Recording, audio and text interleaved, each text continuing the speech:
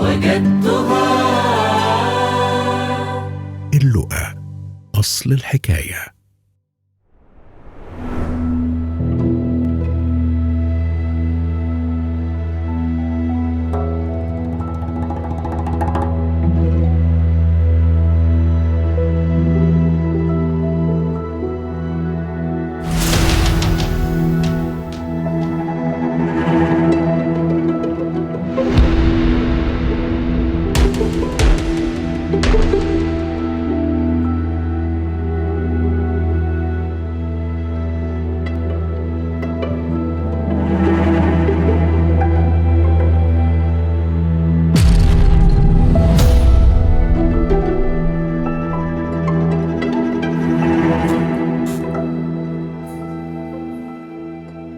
أنا اسمي وجدي نصيف، عندي 49 سنة، متزوج، معايا ولدين.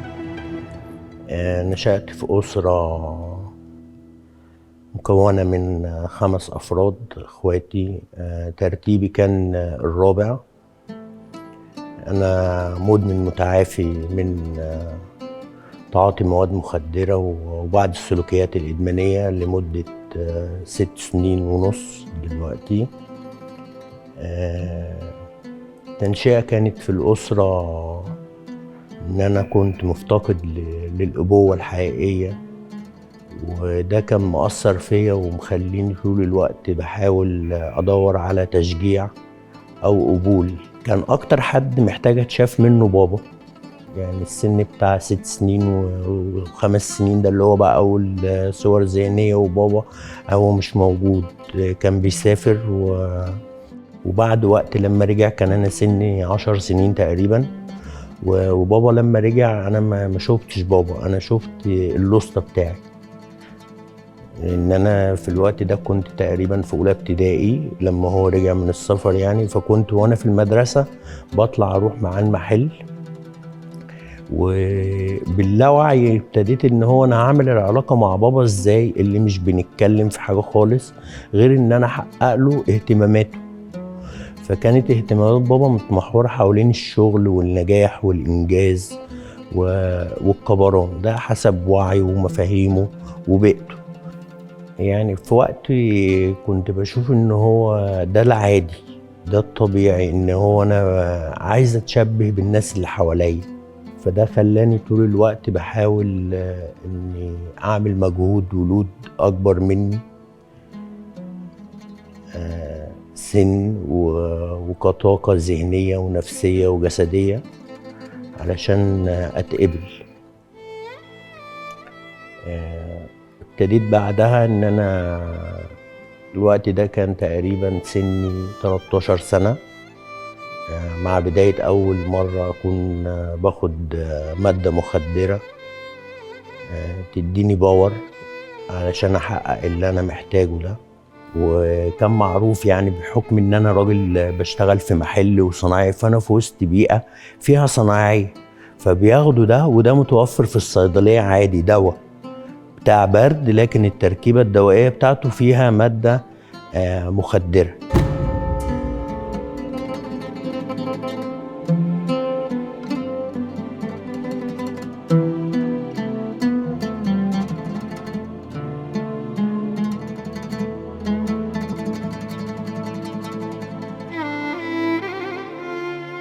ابتديت الأول أخد بقى جرعات قليلة لحد ما بعد وقت حصل لي إشباع من المخدر ده، وما بقاش يديني نفس الطاقة أو الباور أو الإحساس بالقبول، لأن أنا كان مرتبط عندي القبول والتشجيع هيبقى لما أنا أعمل مجهود أكبر. فده خدني لحتة بقى استبدال المخدر بنوع واتنين. برضو بعد وقت أنا حاسس إن أنا لسه محتاج نفس الاحتياج ده ومش موجود، فابتديت أسعى إن أنا أخده من مصادر تانية، علاقات، سهر بره، اللي أنا عايز أعمل أي حاجة مختلفة عن الأسرة بتاعتي أو السلوك اللي موجود في قلب الأسرة اللي هو إخواتي وبابا، علشان أتشاف اللي هو أنا مختلف إذن أنا موجود. بعدها ابتديت بقى أتعرف على أصدقاء وطول الوقت انا كنت بدور على اصدقاء اكبر مني سنا. يعني ما افتكرش ان انا في وقت من الاوقات اللي هي انا في اولى اعدادي ولا ان انا ليا صاحب من المدرسه. اقل صاحب عندي تانية ثانوي تالتة ثانوي، واكن انا كنت وانا مش واعي بدور على بابا في حد تاني اكبر مني فيديني القبول والمشاعر اللي انا محتاجها منه او الاحتياجات النفسيه. فضلت اخد مخدرات لان انا خدت مخدرات لمده 29 سنه زي ما قلت. يعتبر اول 5-6 سنين في رحله التعاطي دي انا شايف ان النوع المخدر اللي انا باخده هو مقبول اجتماعيا، ما عنديش مشاكل عليه، فانا ما كنتش حاسس بده لحد ما جيت في وقت ابتديت بقى اخد مخدر تاني كان هيروين.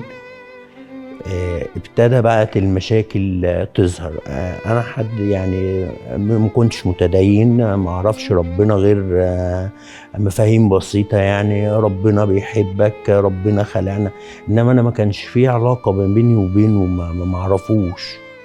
ولما وصلت بقى للمرحله بتاعه التدهور اللي هو من مخدر لمخدر اسوأ، ابتدت ان انا في سلم نازل، فوصلت لحته القاع. فاوقات كتير ما كنتش بشوف ربنا، ولما كانت بتيجي سيره ربنا انا كنت بحكم وانقم عليه، انت اللي مختار لي ده.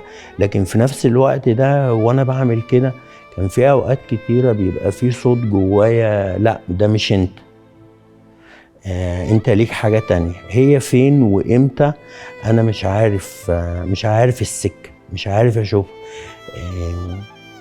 في ناس كتير حاولت تشجعني او حاولت ان هي تساعدني. ممكن اقول ان انا اللي كنت عنيد او انا اللي ما كنتش متفتح لده. انا كان عندي مفهوم عن ربنا، انا عايز ربنا ينزل يكلمني، اللي انتوا بتقولوا عليه ده اشوفه اكلمه، فده كان بيخلي العلاقه تبعد. والاساءات اللي انا بشوفها مش هقول من المجتمع والرفض لا، الاساءات اللي انا كنت بشوفها ناتجه من سلوك انا ومن نمط تفكيري، يعني ده كان مسبب لي خزي، كان بيخليني انا اللي ابعد. يعني في وقت من الاوقات اخواتي كانوا بيحاولوا يساعدوني، بس انا مش شايف ان هم بيساعدوني علشان انا كوجهي، هم اكيد بيساعدوني وعايزيني ابطل علشان هم شكلهم واسرتهم وحفاظا على اولادهم وازواجهم، فلازم اخوهم يبطل. واكن انا ما كنتش استاهل. كتر الرفض اللي كنت شايفه وان مفيش قبول وتشجيع واحتواء كان مخليني انا احس ان انا ماليش قيمه اساسا. اللي كان بيني وبين نفسي ان انا ما كنتش اوقات كتير بعرف افكر، او ان الجزء بتاع المواجهه ده اللي انا وجدي هيواجه نفسه دي وعي وتعليمي. انا متسرب من التعليم اساسا، درست لحد 6 ابتدائي وبعدها فضلت فتره كبيره شغال يعني في المحل وكده، فما عنديش الفكره بتاع اللي هو انا واجه نفسي دي. فانا بقيت طول الوقت اساسا انا منهمك في الحصول على المخدر، في خسائر واضحه حوالين مني، لكن ده كان بيحسسني بالذنب. كنت بشوف اللي انا وحش عشان زي ما قلت ان كان في خزي، لكن المشاعر دي نفسها اساسا كانت بترجعني ان انا اخد تاني، واكن انا كنت في دايره. انا بقوم مجهد جسديا، الماده اللي كنت باخدها كان بيبقى ليها اعراض انسحاب جسدي، فكل عقلي هو شغال في الفكره بس انا هجيب المخدر منين وهاخده ازاي. ما عنديش حسابات تانية ولا لقيمتي ولا لصورتي قدام نفسي ولا لصورتي قدام حد، فهروح هتعاطى. اول ما اخد الجرعه تبدا المشاعر بقى تشتغل، اللي هو الاحساس بالذنب والرفض، وصورتي عن نفسي تبقى مشوهه اكتر، فده كان يرجعني تاني ان انا ارجع اضرب تاني. يعني انا قعدت مثلا المده بتاعت اخر السنين بتاعت التعاطي دي منها 19 سنه في الهيروين. انا ما اعرفش هم عدوا امتى وازاي. في اوقات كنت باخد قرار ان انا عايز ابطل، بس مش عايز ارجع لربنا، او انت هتعمل لي ايه، او ممكن الفكره نفسها ما كانتش موجوده ان هو نرجع لربنا. في عز ما كان الصوت اللي هو جوايا بيقول لي لا انت مش هتفضل كده، بس انا مش عارف الصوت ده منين، مش قادر اميزه. هو ده ربنا؟ ان انا كنت مستني ربنا هو ينزل يكلمني. كنت اوقات كتير اروح ابطل وانا اللي واخد القرار، بس مجرد ما اخش ابطل واعمل اعراض انسحاب جسديه واطلع، بعدها بشهر او 2 ارجع تاني نفس المخدر. اتسأل انت بترجع ليه؟ اقول ما اعرفش. فما كان اسرتي ما بتصدقش، بس الحقيقي فعلا ان انا ما كنتش اعرف انا برجع ليه، انا ما اعرفش. يعني انا اللي واخد القرار اللي انا هبطل، بعدها بشويه ارجع تاني. اخر 6 سنين في التعاطي تعرضت جبت قاع بقى، اللي هو نفسي ومادي وجسدي. تعرضت لمساءلات قضائيه، وكنت مبسوط على امل ان هو دي الطريقه اللي هتخليني ابطل مخدرات. بعدها بوقت، يعني بعد ما خلصت المشاكل دي، اتقابلت مع ربنا بطريقه ما كانتش في بالي ولا اعرف ان هو ده ربنا. يعني عملت حاجه تقيله قوي عليا، وكانت اول مره اعملها، ان انا اكون باذي اقرب حد ليا اللي هي والدتي، يعني نفسيا وماديا.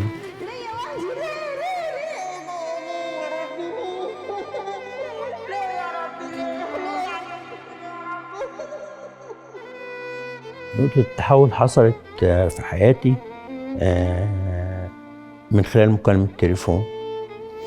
أنا عامل حاجة شايفها تقيلة قوي وحاسس بالرفض النفسي، لدرجة إن أنا قعدت حوالي 14 يوم أو 15 يوم قافل على نفسي في مكان، ما بعملش حاجة غير إن أنا باخد مخدرات وأنام.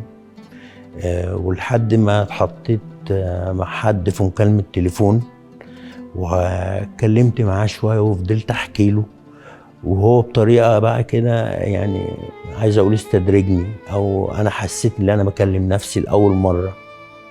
فابتديت أحكي كل المواقف اللي أنا مريت بيها، ومش قابل نفسي فيها، وأكني عمال أفضي كل الوحاشة اللي جوايا للشخص ده في مكالمة تليفون. أنا مستنيك، أنت غالي على قلب ربنا، وربنا شايل لك خطة لحياتك. هنمشي أنا وأنت فيها سوا مع بعض، ما تقلقش.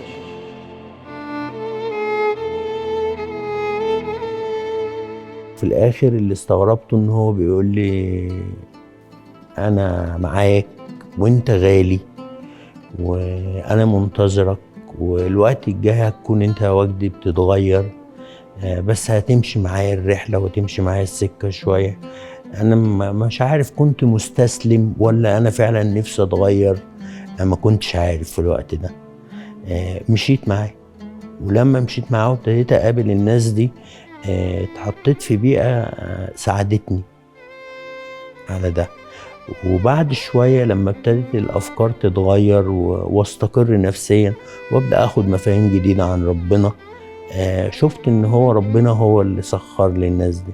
مع ان الموقف اللي كان حاصل قبل المكالمة دي، انا كنت في الوقت ده عمال انت ليه خلتني اعمل كده، عمال ادين ربنا، انت ليه يا رب خلتني اعمل كده، انا معقولة تسيبني اوصل للوحاشة دي؟ واتاري ان هي النقطة دي اللي بعدها ربنا بعت لي الاشخاص دول ان هم يكونوا بيساعدوني. انا اسمي مكاري نعيم، انا المدير العلاجي لبيت ساندا.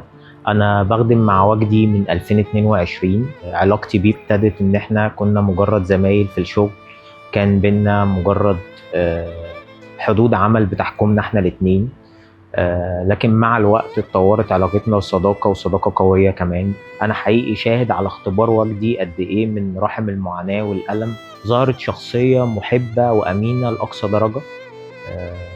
عدينا بمواقف كتير مع بعض، منها المفرح والممتع، ومنها كان المحزن والمؤلم. الأشخاص اللي قابلتهم كنت أوقات كتير قوي بشوف في ردود أفعالهم معايا وحبهم وتشجيعهم ليا ومساعدتي، هو ده المسيح اللي كان بيقول يصنع خير. ابتديت بقى أشوف هنا ربنا. بعدها بوقت ابتديت أنا كمان أطور من نفسي، وعايز اكون انا كمان المسيح. الحب اللي خدته منه والمساعدة والغفران، وان انا بكل الخطية بتاعتي دي اللي انا ورثتها واللي انا ابتديت اكررها وامشي بيها طول حياتي، لكن لسه انا مقبول، لسه في فرصة تانية ان انا اكون حد على شكله. بحاول طول الوقت ان انا اكون بتعلم منه، تكون افكاره هو اللي بتحركني. انا دلوقتي بخدم في بيت لإعادة تأهيل بعد ما انا اتعافيت، او مش قادر اقول اتعافيت، انا لسه ماشي في رحلة تعافي، يعني لسه عندي سلوكيات ادمانية وعندي ادمانات خفية لسه بطلب المساعدة فيها من ربنا ومن اشخاص ربنا حطيهم في طريقي يساعدوني. بالنسبة للحتة دي بس، هو المشكلة في المدمن ان هو بيبقى طول الوقت عايز حد يكلمه ويسمعه ويسمع صوته. ده فكريا وروحيا تقيل على الشخصية الإدمانية. يعني عندنا خلل في خلايا المخ في مركز الإدراك، فبتبقى تقيلة وهو بيضرب، فبنبقى محتاجين، أو أنا اللي كنت محتاج ده. شوف ربنا اللي انتوا بتقولوا عليه ده في خلال بشر، لو احنا فعلا مخلوقين على صورته ومثاله زي ما هو مكتوب، طب ورهوني. فاتحطيت في السكة دي بقى، اللي هو انا ابتديت اشوف ناس النهاردة قادرة تعمل ده، فخدتني معاها، وبقيت انا كمان دلوقتي بدور انا هقدم ايه وهعمل ايه. الحقيقة ان انا شاهد ان وجدي لما اتقابل مع ربنا بشكل واضح وحقيقي في حياته، ده خلاه يشوف قد ايه حياته ليها معنى وهدف، وده اللي بيخليه هنا ودلوقتي بيساعد من قلبه بكل امانة، وبيبقى على قلبه ان كل الناس اللي هو بيساعدهم يوصلوا لبر الامان ويذوقوا طعم الحياة الجديدة اللي هو ده. الحقيقة انا ممتن جدا لوجود وجدي في حياتي، بتعلم منه، شاهد ان هو حقيقي وواضح، وبيساعد نفسه ان هو يكبر اكتر، يتطور في علاقته بربنا اكتر، يكون بيحقق معنى وهدف الله لحياته اكتر واكتر.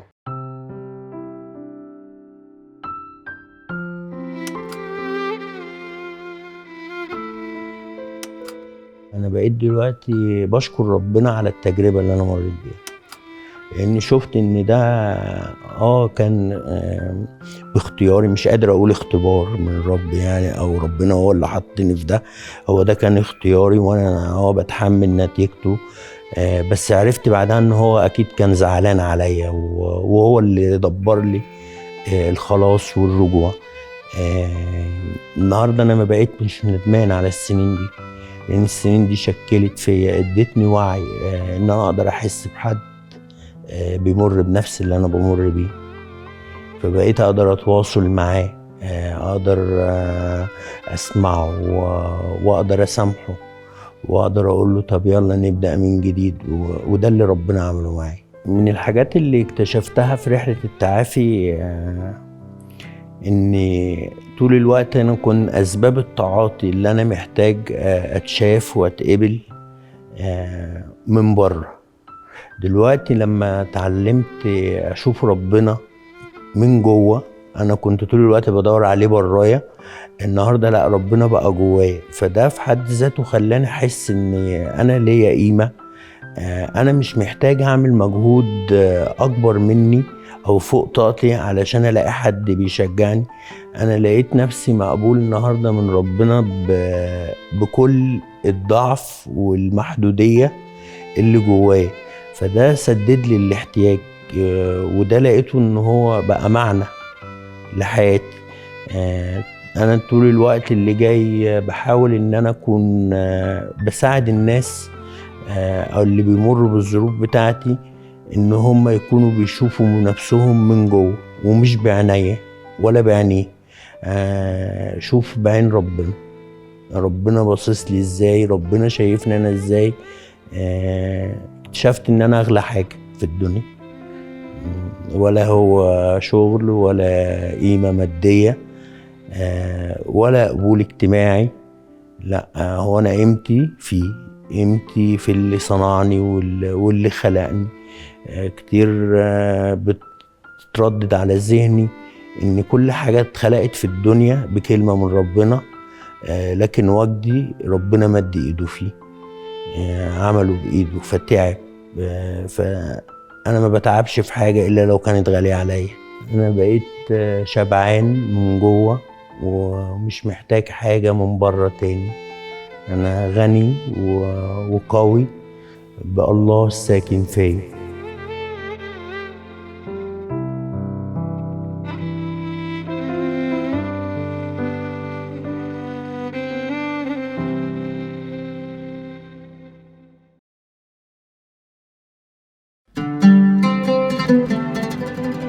اللقا أصل الحكاية.